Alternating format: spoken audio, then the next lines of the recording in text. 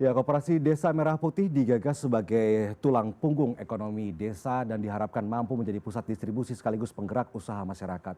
Namun muncul pertanyaan besar ketika sejumlah koperasi yang telah beroperasi hanya mencatatkan laba yang sangat kecil. Apakah profitabilitas memang bukan indikator utama Kopdes Merah Putih?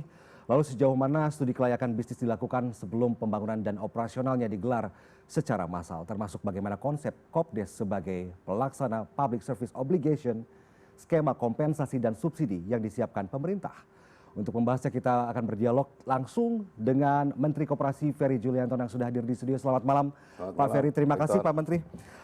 Yang tadi dulu, ketika ada yang bilang SHU sebuah koperasi merah putih kecil, jadi gini, yang bukan indikator utama tapi yang pasti kan. Waktu dibentuk Maret 2025 kan semuanya bentuk badan hukum, jadi baik yang di desa maupun di kelurahan. Nah kemudian kita memang waktu itu memberikan keleluasaan agar setiap koperasi desa kelurahan Merah Putih itu, karena udah ada pengawas pengurusnya, mereka ada yang inisiatif untuk mulai melakukan kegiatan usahanya dan lain sebagainya, kita perbolehkan. Tapi kemudian setelah masuk bulan Juli tahun 2025 kemarin, kemudian Presiden menetapkan bahwa sebaiknya dibuat bangunan fisik koperasi desa dan kelurahan Merah Putih itu harus sebisa mungkin seragam. Nah kemudian keluar instruksi Presiden untuk pembangunan gudang grey dan alat kelengkapannya itu dibangun, kita prioritaskan dulu yang di desa-desa.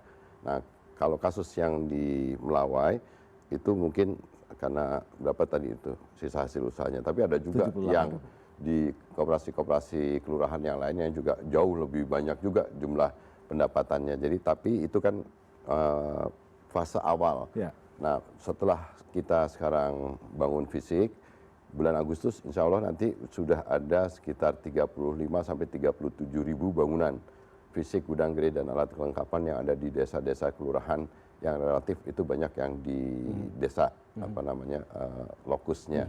Nah itu kemudian kita sekarang baru memasuki tahap operasionalnya. Nah jadi tahap operasional yang resmi kemarin sudah di launching bulan Mei oleh Bapak Presiden dan 1061 koperasi desa kelurahan Merah Putih itu. Kemudian kita matangkan sekarang apa namanya model bisnis dan visibility study-nya. Nah itu nanti termasuk yang kasus di Melawai nanti kita beresin lah gitu. Tapi saya akan bicara besok pagi, saya bertemu dengan Gubernur Jakarta, saya akan bicarakan untuk membicarakan model bisnis bagi koperasi kelurahan yang ada di kota besar, karena memang ada perbedaan model bisnis dan visibility study-nya bagi keberadaan koperasi desa maupun operasi kelurahan khususnya yang di kota-kota besar. Jadi kita akan matangkan, kita akan minta masukan supaya model bisnis di koperasi kelurahan yang di kota besar itu nanti akan kita kembangkan model yang bisa mendapatkan keuntungan yang baik lah gitu. Nah di dalam tahap operasional ini sekarang Mas Victor itu kita rekrut manajer. Sekarang sudah 30, yang kemarin sudah sempat dilatih 30 ribu. Kemarin kami juga baru saja membuka pelatihan pendidikannya dan kemudian nanti mereka diberikan sertifikasi. Ada 30 ribuan yang untuk koperasi desa. Minggu pertama bulan Agustus itu kita akan tempatkan di semua koperasi desa kelurahan Merah Putih. Manajer-manajer ini nanti akan dipandu dengan model bisnis dan visibility study yang nanti akan dikoordinir oleh PT Agrinas Pangan Nusantara bersama kami di Kementerian Koperasi plus dengan kementerian lembaga yang terlibat. Ini kemarin oleh Bapak Presiden pada saat Hari Koperasi Nasional tanggal 12 Juli, kemudian tanggal 15 Juli kemarin dalam rapat kabinet terbatas, Presiden sudah memutuskan akan segera dikeluarkan peraturan Presiden. Yang peraturan Presiden di dalamnya termasuk juga bagaimana nanti koperasi desa kelurahan ini akan bisa menjadi penyalur barang-barang bersubsidi, bisa menjadi instrumen untuk menyalurkan program-program dari pemerintah pusat, bantuan pangan non-tunai, BLT, Bansos, maupun juga menjadi instrumen bagi channeling kredit usaha rakyat, kemudian juga menjadi unit layanan jasa perbankan, dan juga untuk bisa menjadi instrumen untuk meminjamkan uang kepada masyarakat dalam skema tanggung renteng dan sebagainya. Jadi ini nanti akan tercakup di dalam peraturan Presiden itu. Gitu. Oke. kita harus kembalikan lagi. Kalau publik menilai bahwa ketika laba Harus usaha yang untung. dibagikan kecil, karena kita harus pada Jangan- dasarnya jangan- balik lagi jangan ke ngambil yang prinsip melawai. prinsip Ini koperasi ya Pak ya, bahwa koperasi. koperasi tidak mengambil keuntungan semata. Enggak ada. Ya. Koperasi entitas usaha yang harus untung. Ya, betul. Karena dengan keuntungan itu bisa membagi sisa hasil usahanya ke anggota dan juga bermanfaat untuk masyarakat. Nah, saya ceritain sedikit. Ini ada keputusan yang penting yang harus disampaikan dan difahami oleh masyarakat.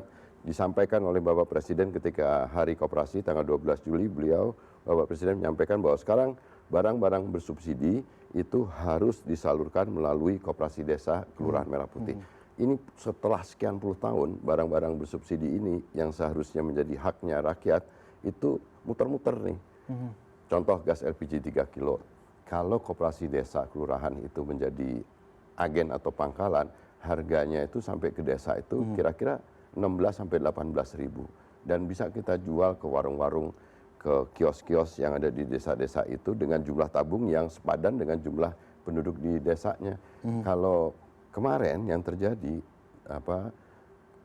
itu kan diserahkan ke pasar, harga pasarnya bisa tabung gas LPG 3 kilo itu bisa 23 ribuan sampai di masyarakat, makin ke bawah bukannya makin murah, makin mahal. Nah, sekarang dengan subsidi itu khusus misalnya contoh gas LPG 3 kilo disalurkan melalui koperasi desa, itu artinya masyarakat desa bisa mendapatkan harga gas LPG 3 kilo dengan harga yang relatif terjangkau dengan jumlah tabung yang memadai.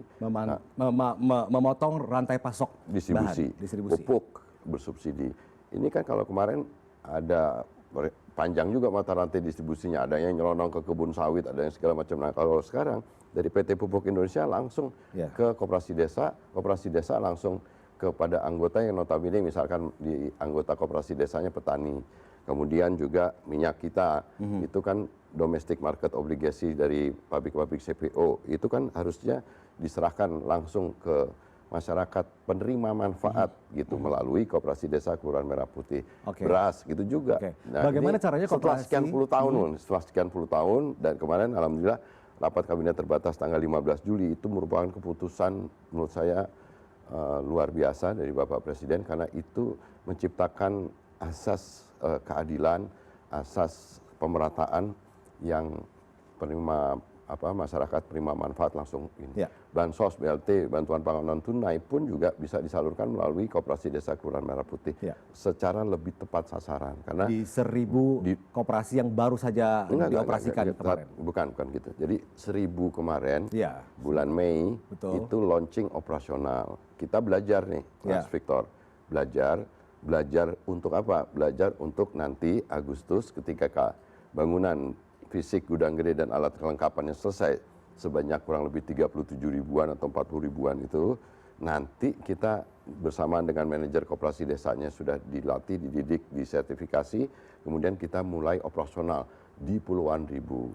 Tapi Presiden kemarin memberi arahan, nggak apa-apa mulai dari 5.000 sekian bertahap gitu, karena memang operasionalisasi entitas usaha seperti koperasi desa Kelurahan Merah Putih ini membutuhkan pendekatan yang kualitatif. Kita harus sabar, kita butuh waktu untuk membimbing manajer, karyawan, kemudian anggota, pengawas, pengurus, dan juga masyarakat desa dan kelurahannya. Jadi butuh waktu. Tapi Presiden memberikan arahan bertahap juga nggak apa-apa. Gitu. Jadi nanti sampai dengan akhir tahun, saya rasa puluhan ribu itu akan operasional.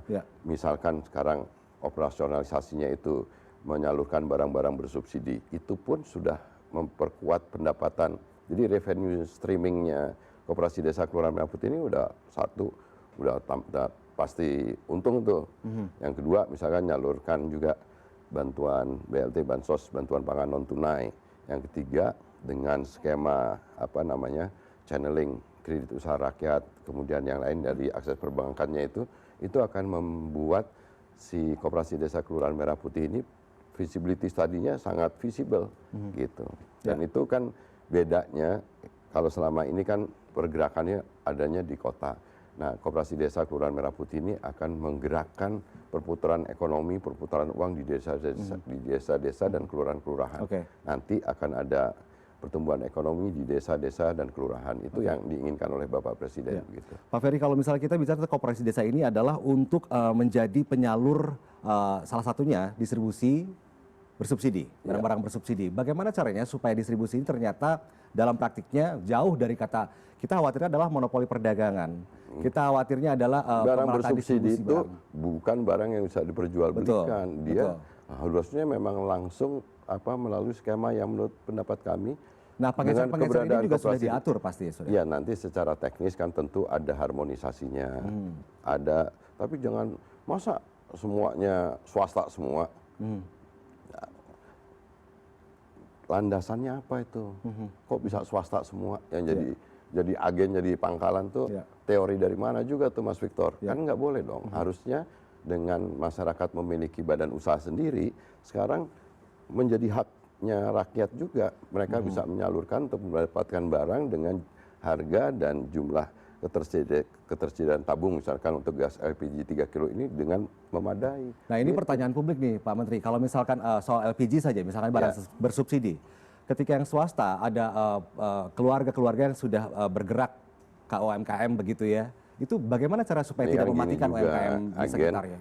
agen pangkalan kadang-kadang orangnya itu juga Mas Victor. Ini kan nggak boleh dong kayak gitu. Nah, inilah dengan ada koperasi desa sebagai penyalur barang bersubsidi, aspek keadilan, aspek pemerataan untuk bisa haknya rakyat untuk mendapatkan LPG, gas LPG 3 kilo yang merupakan barang bersubsidi dengan harga terjangkau itu bisa dapat mereka. Jangan makin ke bawah makin mahal, makin terbatas gitu. Nah, kan dengan misalkan statusnya nanti apakah nanti pangkalan atau agen koperasi desa ini bisa menjual harga gas LPG 3 kilonya, kan itu ada harga eceran tertingginya. Sehingga masyarakat di desa dan kelurahan itu tentu dapat harga yang jauh lebih terjangkau buat mereka gitu. Itu kan bantu, dan ini yang Presiden ingin supaya keberadaan koperasi desa ini juga bisa mengurangi mata rantai distribusi yang berkepanjangan. Oke, oke. Pak, ini kita bicara tentang indikator yang dijadikan acuan oleh Kementerian Koperasi, cara untuk bagaimana memastikan omset pendapatan sebuah koperasi desa atau kelurahan ini bisa sesuai target dan sesuai yang tujuannya dari awal begitu. Kalau Presiden Tidak ada lagi besar kecil begitu. tentu kan ada perbedaan size ukuran desa dengan kelurahannya itu, tetapi indikatornya KPI-nya tuh dia harus untung, dan untuk membiayai biaya operasional bisa dapat sisa hasil usahanya dan lain sebagainya. Jadi kalau dengan menyalurkan barang bersubsidi, menyalurkan ini, belum lagi nanti ditambah dengan unit pendapatan dari unit usaha yang lain-lain. Karena kan kegiatan koperasi desa Kelurahan Merah Putih ini yang difahami orang hanya retail. Iya. Itu salah satu aja tuh. Padahal ada kegiatan gerai obat, klinik untuk menyediakan obat dan vaskes, fasilitas kesehatan sebagai pelayanan publik kepada masyarakat di desa-desa dan Lebih kelurahan. terjangkau. Ada kegiatan keuangan mikronya dengan bunga yang Presiden minta jangan lebih dari 8% supaya terjangkau ke masyarakat, dan kemudian membebaskan masyarakat desa kelurahan dari praktek rentenir dan hutang dan juga jeratan dari pinjaman online. Kemudian yang keempat ada kegiatan usaha pergudangan, logistik. Nah, yang terakhir, plus boleh koperasi desa Kelurahan Merah Putih itu Mas Victor melakukan kegiatan usaha sesuai dengan potensi dan kebutuhan di desa dan kelurahan itu. Jadi kita buka keleluasaan mereka untuk melakukan inisiatif bisnis yang lain. Tapi fungsi yang pertama dari koperasi desa Kelurahan Merah Putih ini yang tadi menyalurkan barang baik yang subsidi maupun barang-barang kebutuhan pokok. Barang kebutuhan pokoknya pun juga kita memprioritaskan supaya produk-produk UMKM lokal itulah nanti yang akan dijual di koperasi desa Kelurahan Merah Putih itu. Kalau yang nggak mampu kita produksi sendiri, kita akan kerjasama dengan pihak pabrikan dan prinsipal.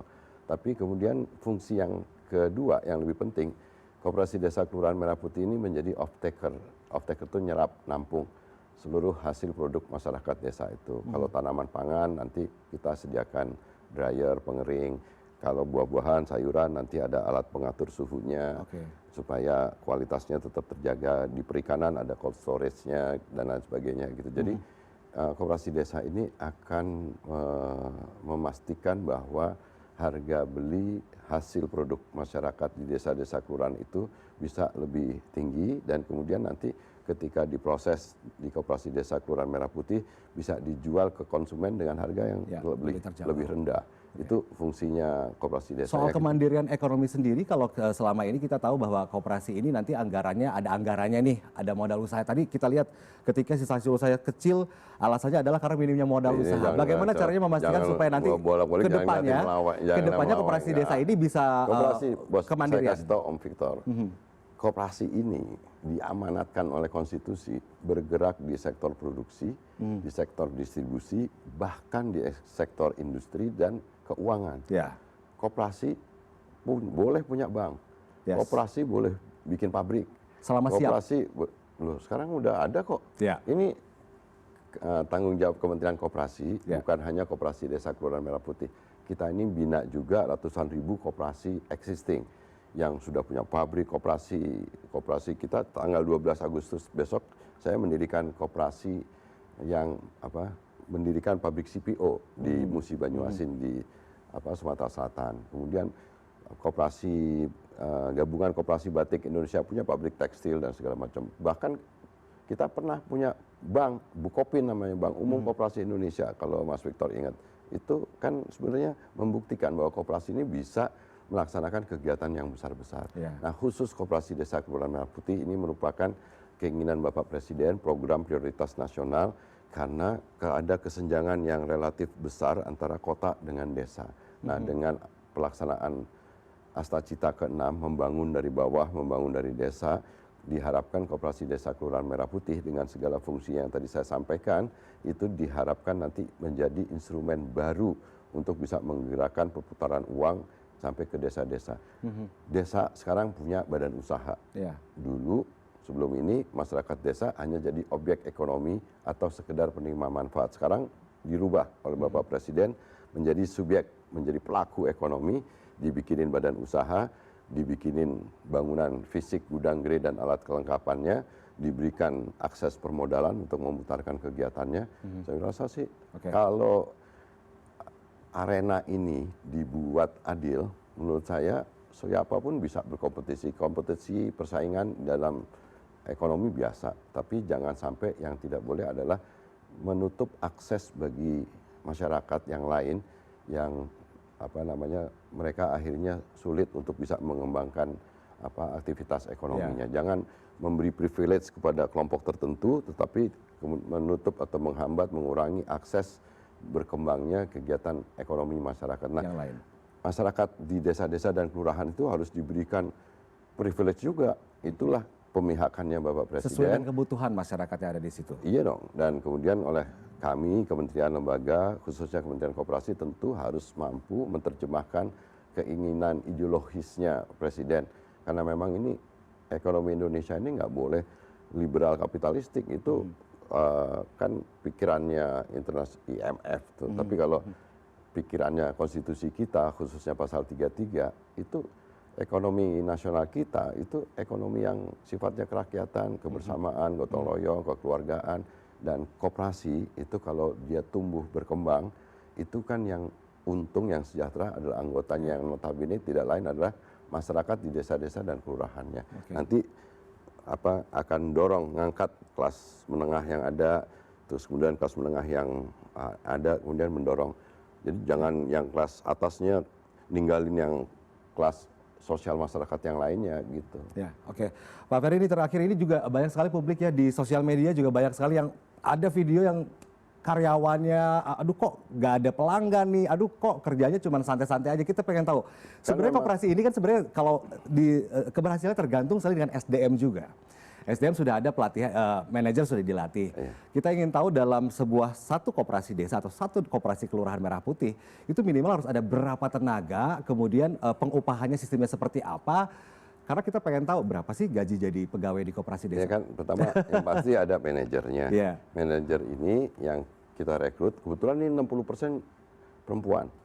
Jadi saya punya harapan besar, karena dengan adanya manajer koperasi desa kelurahan Merah Putih yang dipandu dengan model bisnis dan visibility tadi yang kita buatkan, itu nanti akan bisa menggerakkan koperasi desa itu, menggerakkan tuh karyawan-karyawannya. Saya rasa karyawan tuh 5 sampai 6 orang itu dengan semua tadi unit kegiatan usaha yang tadi saya sampaikan, plus dengan juga melibatkan partisipasi pengawas, pengurus yang ada, kemudian anggota dari Koperasi Desa Kelurahan Merah Putih ini kan sebanyak-banyaknya anggota di masyarakat desa dan kelurahan itu. Jadi kalau manajer plus karyawan, 1 orang manajer plus 6 orang karyawan, 7 orang kali misalkan 40.000, itu udah berapa itu karyawan tuh. Tapi juga keterlibatan pengurus di dalam kegiatan ini kan juga bisa mendorong pengurus untuk mengambil inisiatif itu. Ada, jadi penyerapan kegiatannya ini akan sangat besar. Semakin banyak anggota semakin bagus. Iya, dan belum lagi kegiatan yang secara tidak langsung mendukung tadi produk-produk UMKM lokal itu kan nanti tumbuh. Kemudian industri-industri kecil untuk memproduksi sarana input pertanian, mesin-mesin yang tadi dryer, alat pengatur suhu dan lain sebagainya, itu menggerakin industri kecil, menggerakkan produk-produk UMKM lokal, brand-brand lokal segala macam gitu. Jadi ini memang jadi pusat pertumbuhan ekonomi baru, dan saya yakin dengan keputusan politiknya Presiden bahwa memang harus ini, soalnya desa ini kalau nggak diperhatiin dari sekarang, kita nanti akan jadi lebih salah lagi, ini biasnya makin jauh lagi. Seperti misalkan Jepang, itu dia bagus industrinya, teknologinya tinggi, tapi desanya isinya orang tua semua sekarang. Nah, kalau tidak diantisipasi dari sekarang untuk menggerakkan penciptaan lapangan pekerjaan, menciptakan pusat-pusat pertumbuhan ekonomi baru di desa-desa dan kelurahan, menurut saya ini akan menjadikan lagi desa dan kelurahan menjadi alternatif bagi generasi muda, bahkan bisa jadi Gen Z dan milenial sekarang mau aktif lagi. Kalau koperasi desanya nanti keren gitu kan, teman-teman generasi muda, Gen Z, milenial itu mau pasti. Dan saya yakin ketika kemarin saya buka pelatihan pendidikan sertifikasi bagi manajer koperasi desa, wajah-wajah optimisme itu tergambar. Masih muda-muda kemarin kalau saya lihat. Ya, muda dan pinter-pinter. Jadi menurut saya ini adalah putra-putri terbaik kita yang akan menjadi perintis Koperasi Desa Kelurahan Merah Putih ini. Dan kita akan jadikan koperasi ini akan jadi entitas usaha, entitas bisnis baru yang modern dan kekinian. Oke. Terakhir Pak, pengawasan, kalau misalnya ada keluhan dari masyarakat melihat koperasi desa atau kelurahan yang ada di daerahnya itu memang punya sesuatu yang ada yang janggal nih tentang bagaimana mereka mengelola koperasinya, kemana harus lapor? Kan kalau itu bisa sampaikan, kita sudah ada sudah ada sistem informasi manajemen koperasi desa. Nanti itu akan dibuka aksesnya, kita akan tahu tuh profil dari setiap koperasi desa Kelurahan Merah Putihnya, berapa pendapatannya, berapa biayanya, berapa sisa hasil usahanya, bahkan berapa nih gas LPG di Kopdes A, di daerah A. Ketahuan ya Pak ya? Ketahuan semuanya. Nah, oleh karena itu kami Kementerian Koperasi bersama Dinas Pangan Nusantara juga membuat mirroring penyempurnaan sistem informasi manajemen koperasi desa itu yang akan bisa diakses oleh semua. Ya, itu yang dinantikan masyarakat. Kalau keluhan bentuknya itu bisa di call center ke Kementerian Koperasi atau bisa karena kan kepala desa itu ex officio menjadi pengawas koperasi desa Kelurahan Merah Putih. Jadi kepala desanya, bupati, wali kota, gubernurnya pun juga ikut ngawasin. Bahkan pihak eksternal dalam hal ini misalkan kejaksaan, BPKP, masyarakat pun bisa ikut mengawasi. Dan sekali lagi KPI-nya ini harus untung, harus profit, dan kita bisa memberikan pelayanan dengan harga yang lebih murah dan terjangkau.